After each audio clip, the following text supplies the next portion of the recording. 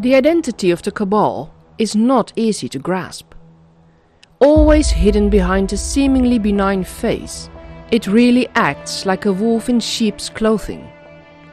It seems to work in the world's interests, but is secretly gaining power to achieve that one precious goal, world dominance.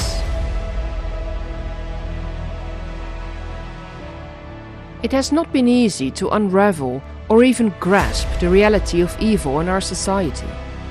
And now I'm even asking you to go a step further, to look at the role of the Cabal in our Western religion. Can you handle that? Are you open to the fact that everything you have been told was a lie? That you have to unlearn everything in order to progress in your life? What I am about to show you in this episode will be shocking. It will make an impact in your life for sure. If you don't want that, if you prefer the convenient lie over the inconvenient truth, then please stop here. No one will blame you for not being ready. You are responsible for your own sanity, for the information you take in. So only when you're ready, let's have a look at the third nail of power, religion. One cannot speak about religion and only cover one of the world's religions. But the focus of this episode is not about the world's religions, nor its contents. We are talking about the three nails of power of the Cabal, with Vatican City being one of them. Vatican City is a fully independent city-state. Just like the city of London, it lays in the heart of the capital, Rome in Italy. It is governed by the Holy See, and it's the world's smallest nation-state, with only 500 inhabitants on 110 acres. Vatican City has its own telephone and postal system, radio and television station, astronomical observatory and banking system, as well as a contingent of Swiss guards responsible for the personal safety of the Pope since 1506. Vatican City has embassies in 110 countries, and 84 countries have their embassy for the Holy See in Rome. When investigating the value of the Vatican, it gets really interesting. The bottom line is that its value is so astronomically high that we will never be able to establish it. The value of the Apostolic Palace, the Sistine Chapel, and St. Peter's Basilica is estimated at 10 to 15 billion US dollars. But that is only the real estate value. Add the interior golden architecture, tens of thousands of pieces of art, like the priceless resonance paintings, the sculptures and artifacts in more than 26 museums in the Vatican, and it becomes impossible to even imagine what the value could be. The value of the church-owned land throughout the world is another mystery.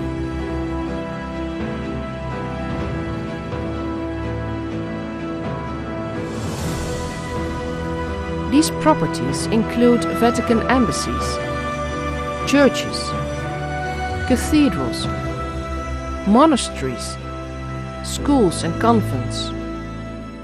On top of that, the Vatican Apostolic Library contains, according to its own website, another priceless collection of over 180,000 manuscripts, 1.6 million printed books, over 300,000 coins and medallions, and thousands of drawings and engravings, many from pre-Christian and early Christian times.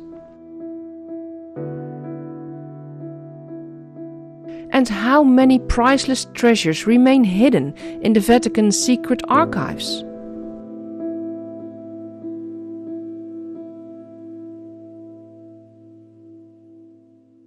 We can safely assume that Vatican City is the richest nation in the world. In his book God's Bankers, Gerald Posner explains why the Vatican created its own bank in 1942. By World War II, the Church had sizable investments and created the Vatican Bank in order to hide its financial dealings with the Nazis from the US and the UK. Further on, Posner writes that the Vatican received a substantial church tax from Hitler's Reich every year, amounting to $1.7 billion in today's money in 1943 alone. Over the decades, the Vatican Bank, officially called the Institute for Works of Religion, has been at the center of numerous scandals and accusations of mismanagement, money laundering, and fraud.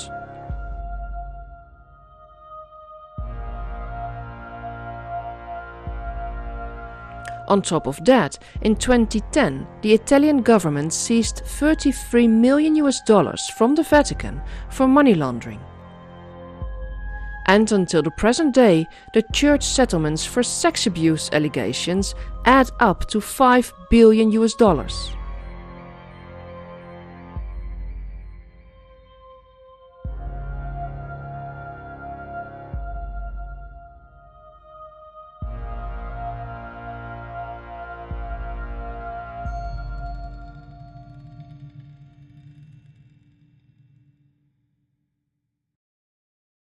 Money laundering, embezzlement, fraud, tax evasion, sex scandals. The list is endless. Aren't you amazed about this? As this is the institute that always preaches about sin and guilt. We are talking about one of the biggest religious institutions of the world, with 1.4 billion baptized members, more than 60% of all Christians and almost 18% of the entire world population. How did the Vatican become the religious power center as it has been throughout the ages? To answer that question, we need to know what the Vatican's power is based upon. The Bible tells us in Matthew 16-18, "And I say also unto thee, that thou art Peter, and upon this rock I will build my church." We were taught that with this mission, Peter went to Rome and founded the Roman Catholic Church. Peter was the first bishop of Rome who occupied the papal throne for 25 years, 2 months and 3 days. Okay, if these are the facts, let's see if we can find any confirmation of that. What do we know about Peter? First of all, his name was not Peter, but Simon Bar Jonah. Peter was a title given to him by Jesus. The Bible and secular history give us a timeline of Peter's travels after Jesus died. His path looks like a wandering apostle spreading the word, not like a pope ruling for 25 years from the throne of his church.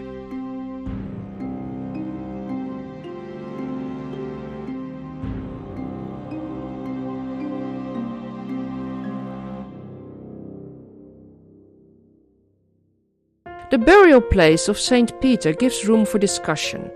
He could have died in Rome or in Jerusalem. The first is proven with textual evidence, the latter with a gravestone.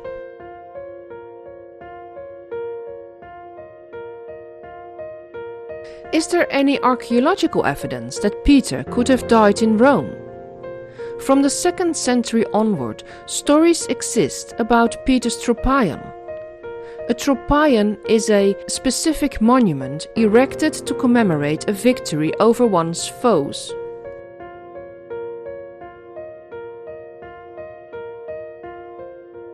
A Tropaion is not a grave. During World War II excavations at the site of St. Peter's Tropaion in Rome, no grave nor bones were found. It wasn't until 1968 that the Vatican officially stated that bone fragments had been found at or near the locations of Peter's grave. They were thought to be the remains of Saint Peter. In 2013, they were displayed to the believers for the first time, only to be given away to the Church of Constantinople in 2019. Why? How? Don't you think this is insane? These bone fragments should have been the cornerstone of the Catholic Church and thus the Vatican.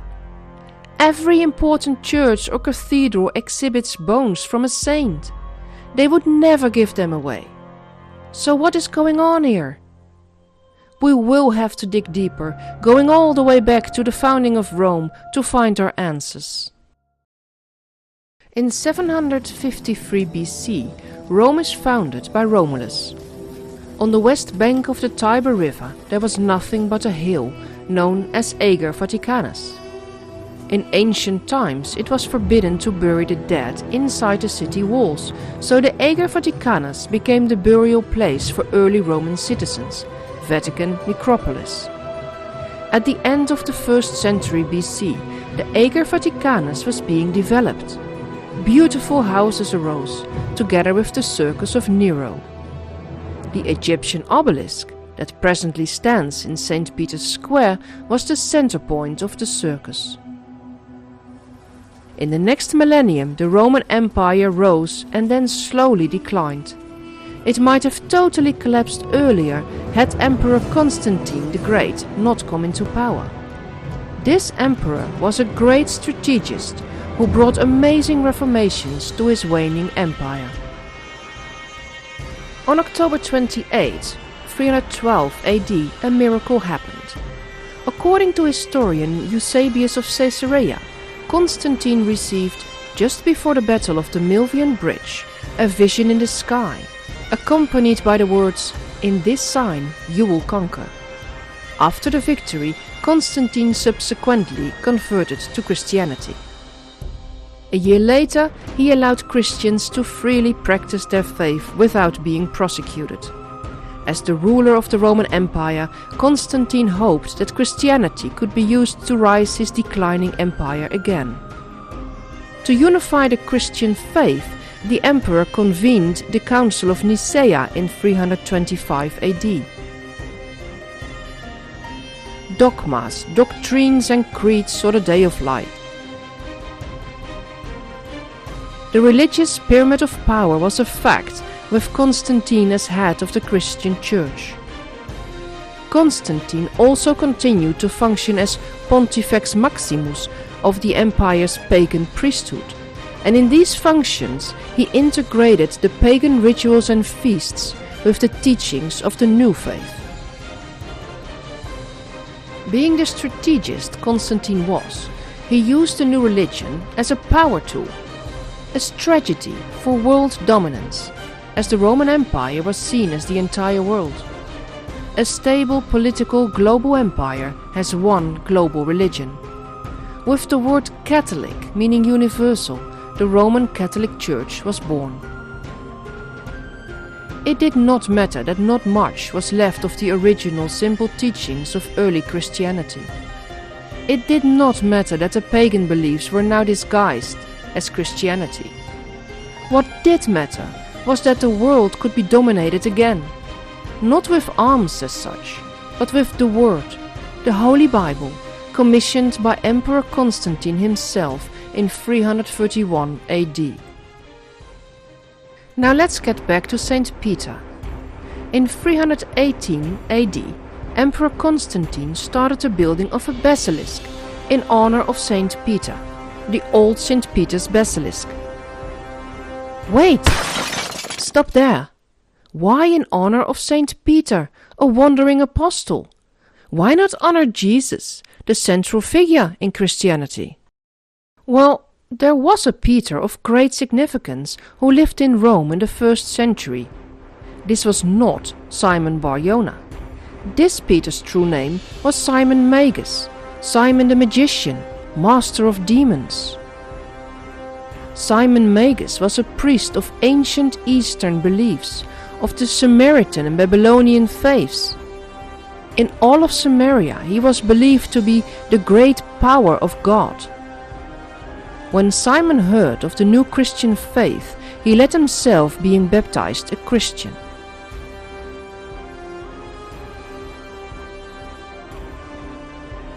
Simon Magus came to Rome in 42 AD. and stayed there until his death in 67 AD. According to his title, he was called Simon Peter. He intentionally blended Judaism, early Christianity, Babylonian, pagan and Greek beliefs into one universal religion.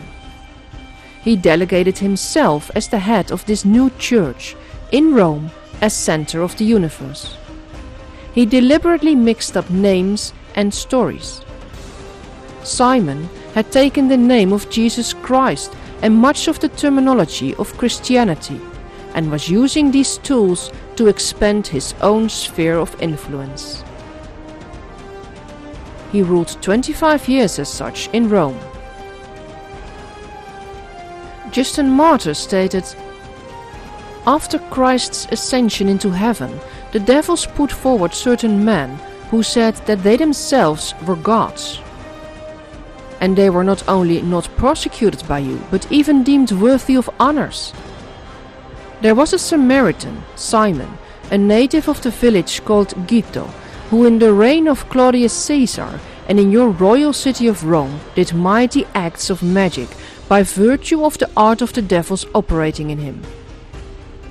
He was considered a god, and as a god was honored by you with a statue, which statue was erected on the river Tiber, between the two bridges, and bore this inscription in the language of Rome: Simoni Deus Sancto, to Simon the Holy God. Simon Magus was literally adored in Rome as a god. He preached the quasi-Trinitarian Gnostic teaching, wherein he, with the title The Great Power of God, appeared to the Jews as a suffering Son of God, to the Samaritans as Father, the primal God above Jehovah, Zeus, and to the pagan world as Holy Spirit. Simon prophesied that he would seem to die in his mortal form, but after 3 days would rise, living in the flesh, and be taken up to the highest heaven. Early historians warned us of Simon's devilish works. Irenaeus states that Simon Magus taught that the Jewish prophecies, the Old Testament, were inspired by the Creator angels in a desire to reduce man to slavery. Therefore, those who had hope in him and Helen need not attend to them, but freely do as they would, for that men should be saved according to his grace, and not by any intrinsic quality of their own. Eusebius says, Simon Magus received baptism and feigned Christian belief. And what is more surprising, the same thing is done even to this day by those who follow his most impure heresy. Eusebius goes on, Simon was the author of all heresy. From his time down to the present, those who have followed his heresy have feigned the sober philosophy of the Christians, and they fall down before pictures and images of Simon himself, and they venture to worship him and Helena with incense and sacrifices and libations. Schaaf's History of the Christian Church tells us, the author of this baptized heatheism is Simon Magus, who unquestionably adulterated Christianity with pagan ideas and practices, and gave himself out in a pantheistic style for an emanation of God. Church historian Adolf from Harnack says, Simon Magus proclaimed a doctrine in which the Jewish faith was strangely and grotesquely mixed with Babylonian myths, together with some Greek additions. The mysterious worship, whose aim was a universal religion, all contributed to gain adherents for Simon. Could it be, just as an open assumption, that this Simon Magus is the foundation of the religious power of the Vatican and the Roman Catholic Church? And if so, what is the relation between Simon Magus and the name Peter?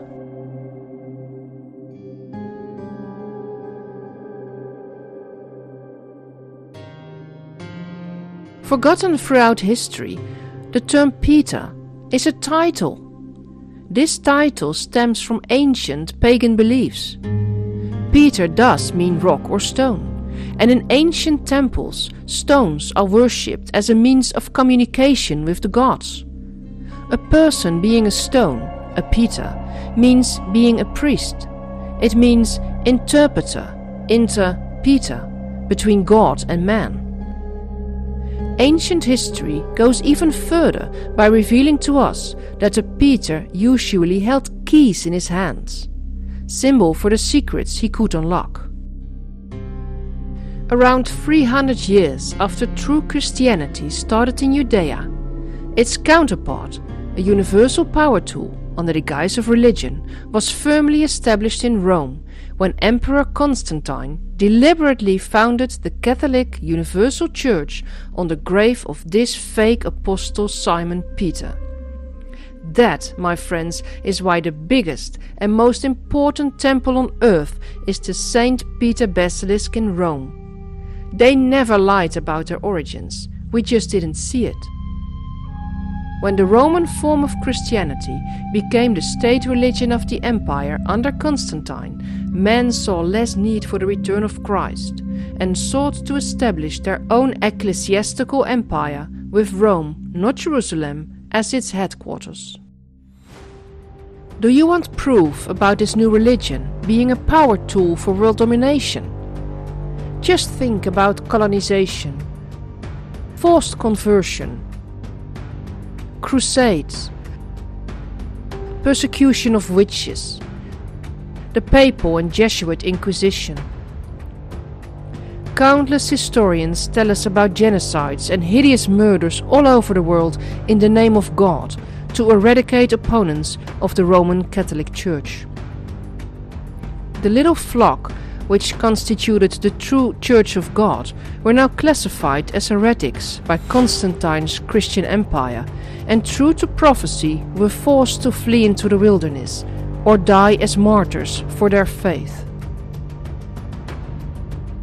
Need I speak to you of the 30 Years' War in Germany, which was mainly instigated by the Jesuits in order to deprive the Protestants of the right of free religious worship secured to them by the Treaty of Augsburg?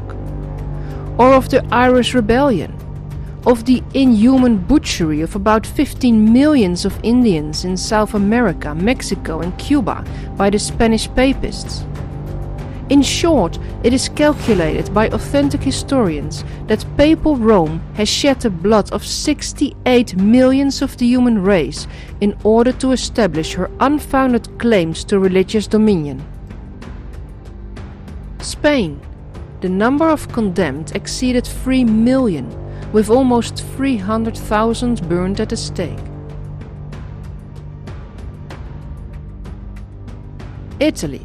Between the 12th and 16th century, the Papal Inquisition killed 2 million Waldensians regardless age nor sex. The Catholic crusade against the Albigenses in southern France was one of the bloodiest tragedies in human history. The number of Albigenses that perished in the 20 Years' War is estimated at from 1 to 2 millions. In Béziers, France, July 1209, kill them all, for the Lord knows those that are his.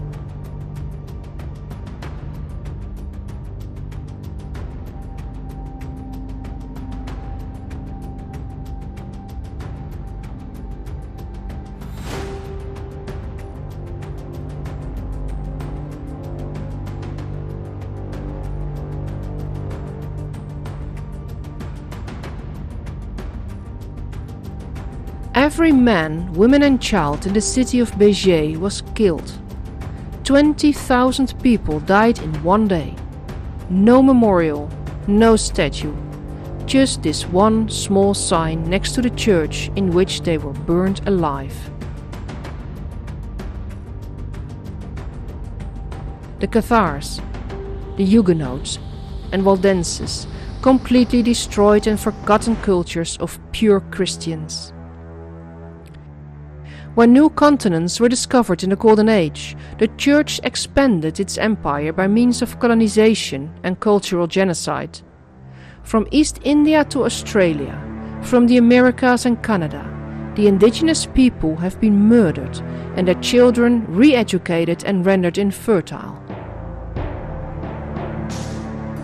The Age of Enlightenment was used by the Jesuits as the sworn army of the Pope to execute the Roman plan of conquering the world, annihilating native populations, enslave what was left of them, destroy original cultures, languages and religions, and make the Roman Catholic Church the world's dominant religion.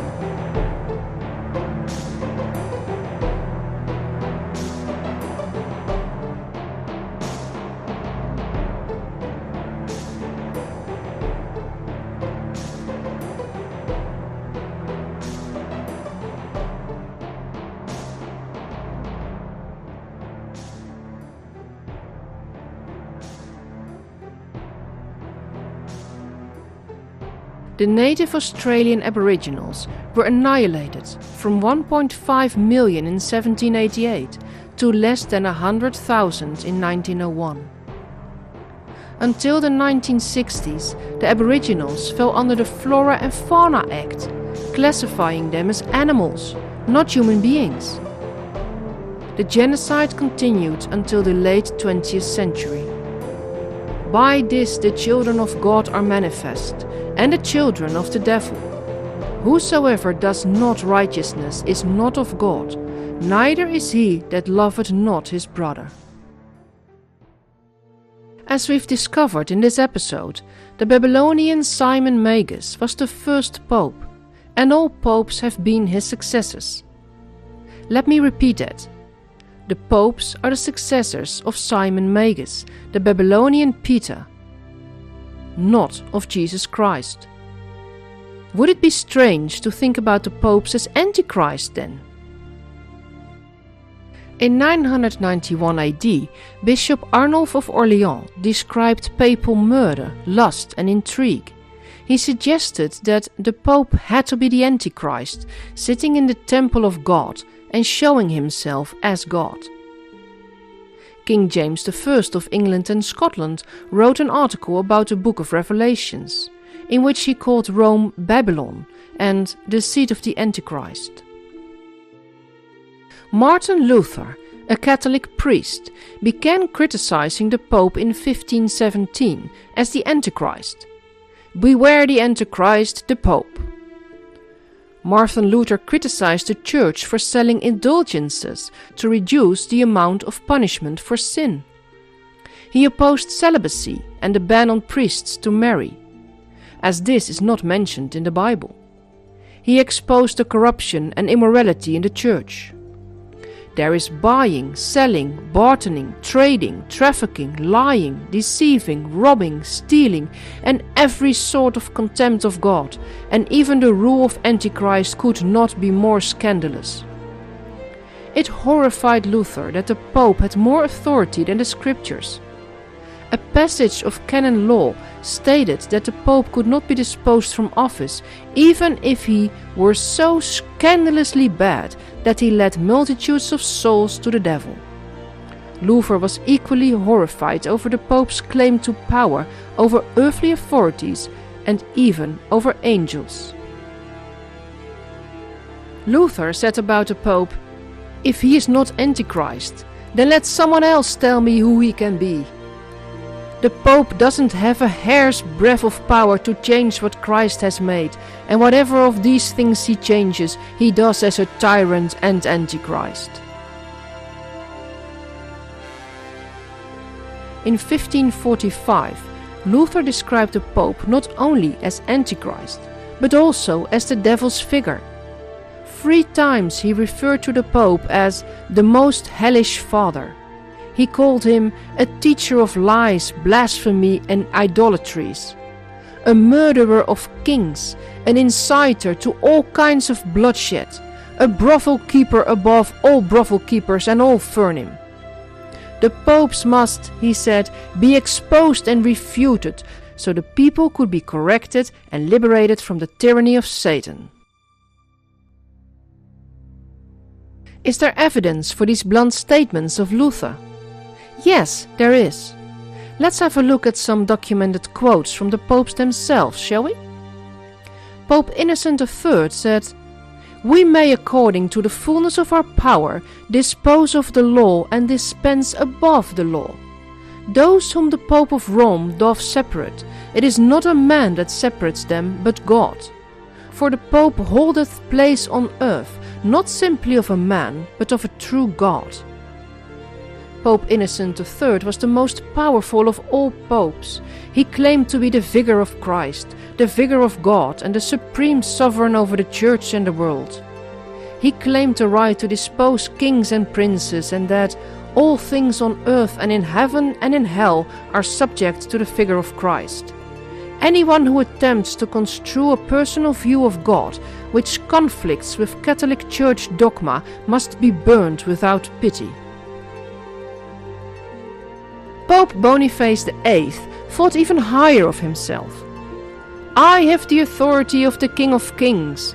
I am all in all and above all, so that God himself and I, the figure of Christ, have but one consistory, and I am able to do almost all that God can do.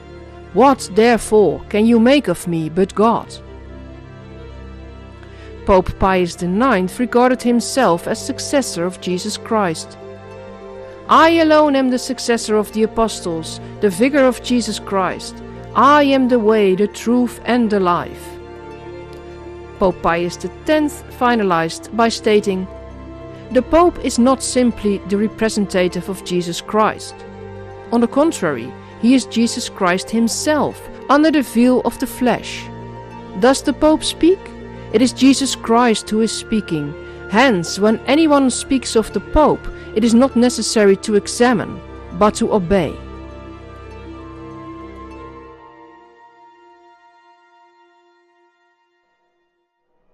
2,000 years of deceit, bloodshed, annihilating entire populations, of secret societies and hidden armies. The Roman Catholic Church made this world into a hellish place, promising heaven for the obedient herd, in an afterlife they themselves apparently didn't bother too much about. Let me show you some more evidence of the Church's ties with evil.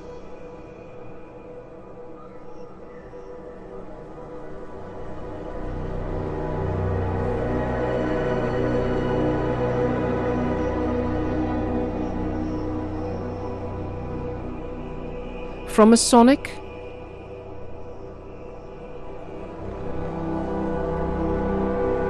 to Satanic.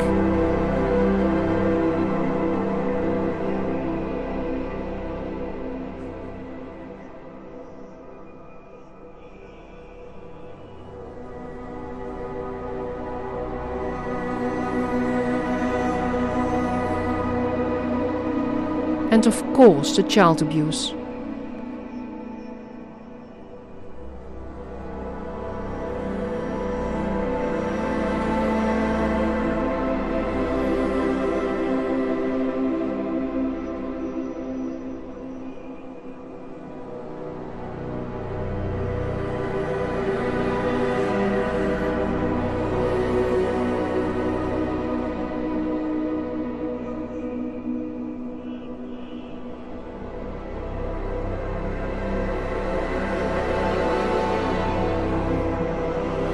Pope Francis apologizes and asks for forgiveness, and claims Satan is real.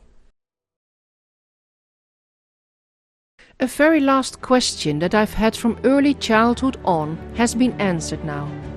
I want to share it with you, as you might have had the same unanswered question. Each and every time I entered a church, I got a creepy feeling when I looked at Jesus, hanging there, being crucified, bleeding and suffering. A priest once explained to me that only Roman Catholic churches were obliged to have a crucifix for everyone to see. What does the crucifix mean? The symbol of the cross existed as a sacred symbol for millennia before the birth of Christ. It has been used throughout the ages to ward off evil. It wasn't until 312 AD that Emperor Constantine turned it into the symbol of Christ. This equal-armed cross became the Roman symbol of conquest and protection. It wasn't until the 6th century that the symbol of the cross became the way it is today. It wasn't until the 11th century that these empty crosses were replaced by crucifixes. And it wasn't until the 14th century that these crucifixes became common good. Why? Why was it necessary to force the crucifix upon every believer? Crucifixion means the nailing to the cross. It was an incredibly painful and humiliating death, inflicted by the Romans upon their enemies, mostly political opponents. Remember the Tropaion from earlier in this episode? A Tropaion is a specific monument erected to commemorate a victory over one's foes. It spreads the message for everyone to see. Do not disobey us, or else. That was the message back then, but crucifixion itself ended in 337 AD. So is there another reason why we still see the image of the suffering Jesus Christ everywhere around us? Weren't we told that Jesus suffered and died on the cross for our sins? Don't you feel guilty when you look at a crucifix thinking about that? The Roman Catholic regime needed a symbol to make you feel powerless instead of protected. Guilt is the emotion that makes you absolutely submissive. So, the crucifix, the symbol of the conquest of Jesus the Christ.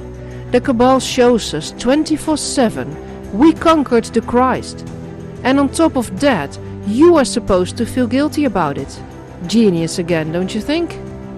In the course of centuries, a sacred and protective symbol was slowly turned into a symbol of humiliation and guilt, hanging in millions of churches, homes, crossroads, and around billions of necks, imprinting in your subconscious each and every day. Reverse the symbol and Satanists are proud to show it off.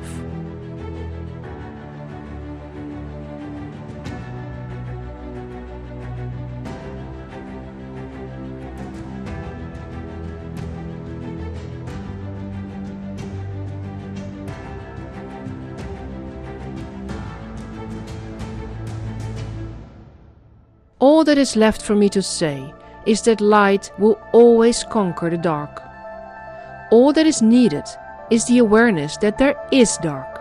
From that moment on, the smallest candle will light the darkest of caves. Ephesians said, "For you were once darkness, but now you are light in the Lord. Live as children of light." John says, "The light shines in the darkness, and the darkness has not overcome it." Ephesians says again, "For our struggle is not against flesh and blood, but against the rulers, against the authorities, against the powers of this dark world, and against the spiritual forces of evil in the heavenly realms." We're not done yet. I wish we were, but there's even more to tell. Would you like to know the origins of New Age, the Ascended Masters, and what they have in common with Satanism?